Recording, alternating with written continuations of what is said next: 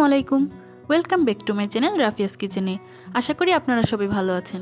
আজকে আমি আপনাদেরকে তৈরি করে দেখাবো কোনো প্রকার মেশিনের ঝামেলা ছাড়া বেঁচে যাওয়া ভাত দিয়ে কিভাবে আমি ভাতের ঝুড়ি তৈরি করি।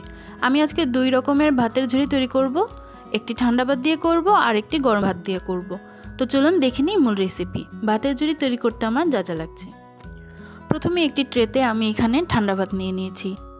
এখন এর মধ্যে সামান্য পরিমাণ লবণ দিয়ে ভাতগুলোকে মেখে নিতে হবে। আমি এখানে সৌন্দর্যের জন্য একটু ফুড কালার ব্যবহার করেছি, আপনারা চাইলে স্কিপ করতে পারেন। 3 থেকে 4 দিনের মতো এই ভাতগুলোকে আমি একটানা রোদে শুকিয়ে নিব। ভালো মতো শুকিয়ে নিতে হবে, নাহলে কিন্তু তেলে ভাজার পরে ভাতের ঝুড়িগুলো ফুলবে না। তাই খেয়াল রাখতে হবে ভিজা ভাব যেন না থাকে, একদম ভালোভাবে শুকিয়ে নিতে হবে। এখন চলে যাব সেকেন্ড রেসিপিতে। প্রথমে একটি প্লেটে আমি এখানে গরম ভাত নিয়ে নিয়েছি। ভাতটাকে এখন সামান্য লবণ দিয়ে ভালোভাবে মেখে নিতে হবে। এখন চলে যাব পরের প্রসেসে। প্রথমেই যেহেতু বলেছিলাম মেশিন ছাড়া আমি তৈরি করে দেখাবো, তাই এখানে আমি প্রথমে একটি ছিদ্রযুক্ত জালি নিয়েছি, নিচে একটি ভাতের মার্গালনি স্ট্যান্ড ব্যবহার করছি। এর উপরে আমি জালিটাকে রেখে এর মধ্যে সেই লবণ মাখানো ভাতগুলোকে দিয়ে নিতে হবে। এখন ভালোভাবে চেপে চেপে ডলে ডলে ভাতগুলোকে ছিদ্রযুক্ত জালির মধ্যে দিয়ে প্রবেশ করাতে হবে। নিচে একটি প্লেট রেখে নিয়েছি যেন বাইরে না পড়ে যায়। খেয়াল করলে দেখবেন একদম চানাচুরের ঝুড়ির মতো এই প্লেটের মধ্যে পড়ছে, এটাকেই বলে ভাতের ঝুড়ি। একই পদ্ধতিতে আমি বেশি করে ভাতের ঝুড়ি তৈরি করে নেব। আমি এখানে রং দিয়েও সামান্য পরিমাণে ভাতের ঝুড়ি তৈরি করে নিয়েছি। আপনারা চাইলে এখানে যে কোনো কালারের ফুড কালার ব্যবহার করতে পারেন। একটু কালারফুল দেখার জন্য আমি এখানে ফুড কালারটা ব্যবহার করছি। একটি ছড়ানো প্লেটে আমি ভাতের ঝুড়িগুলোকে আলতোভাবে ছড়িয়ে দিব। এখন এগুলোকে আমি 3 থেকে 4 দিনের মতো টানা রোদে শুকিয়ে নিব। কোনো প্রকার যেন ভিজা ভিজা ভাব না থাকে সেদিকে খেয়াল রাখতে হবে। ভালোভাবে রোদে শুকিয়ে নিতে হবে। ফিরে আসছি 4 দিন পর। ফিরে আসলাম 4 দিন পর। এর মধ্যেই ভাতের ঝুড়িগুলো ভালোভাবে শুকিয়ে গেছে।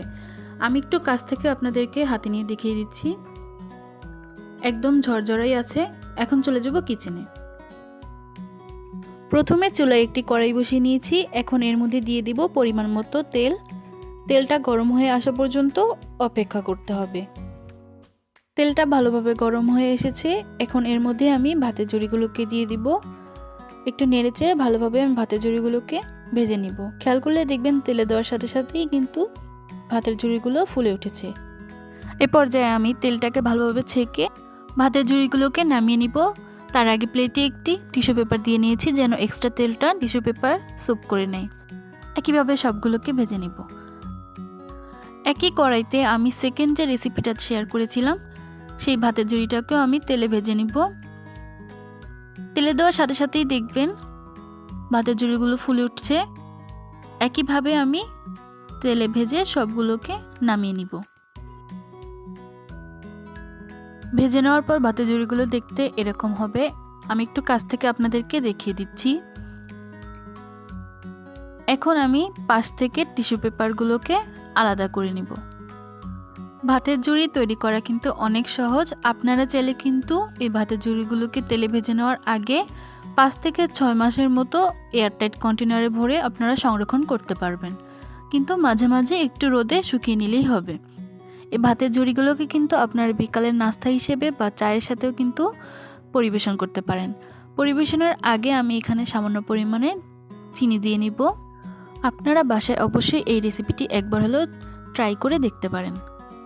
আশা করছি আমার এই ভিডিওটি আপনাদের সবার কাছে ভালো লেগেছে। আমার এই ভিডিওটি যদি আপনাদের ভালো লেগে থাকে তাহলে আমার চ্যানেলটি সাবস্ক্রাইব করবেন, লাইক কমেন্ট শেয়ার করে নোটিফিকেশন বেলটি অন করে রাখবেন যেন নতুন ভিডিও আপলোড দেওয়ার সাথে সাথেই সবার আগে আপনাদের কাছে পৌঁছে যায়। ধন্যবাদ এতক্ষণ আমার সাথে থাকার জন্য। আসসালামু আলাইকুম।